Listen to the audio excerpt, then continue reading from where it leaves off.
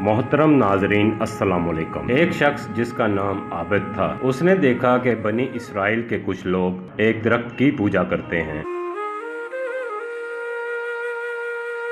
उसे ये देखकर बेहद अफसोस हुआ। वो घर गया, उसने कुल्हाड़ा उठाया और दरख्त काटने के लिए चल दिया।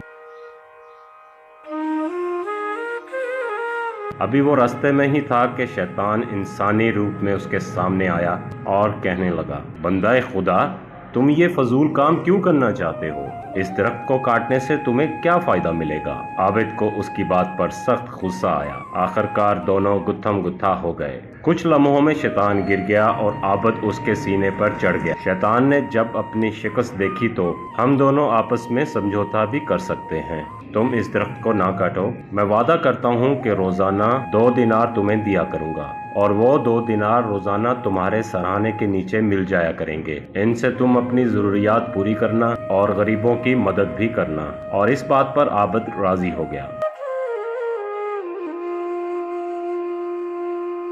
और दरख्त काटे बगैर वापस आ गया। 2 दिन तक तो आबिद के सराहने 2 दिनार मिलते रहे, लेकिन तीसरे दिन से ये सिलसिला बंद हो गया। आबिद ने कुछ देर इंतजार किया, फिर गुस्से से भरा कुल्हाड़ा लेकर दरख्त काटने चल पड़ा।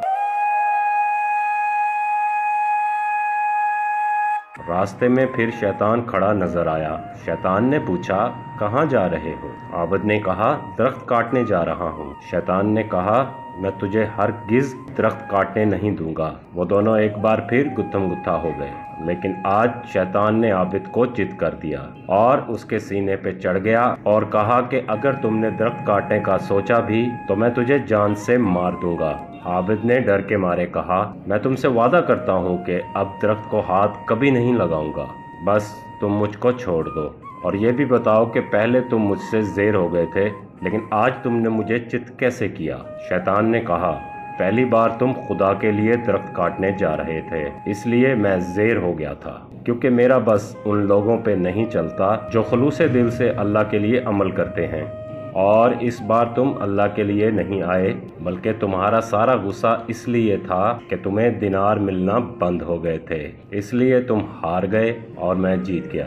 उम्मीद करता हूँ कि आपको ये वीडियो अच्छी लगी होगी। अगर आपको हमारी वीडियो अच्छी लगी है तो वीडियो को लाइक करें, दूसरों के साथ शेयर भी करें। मिलते हैं इस तरह की एक नई वीडियो के साथ।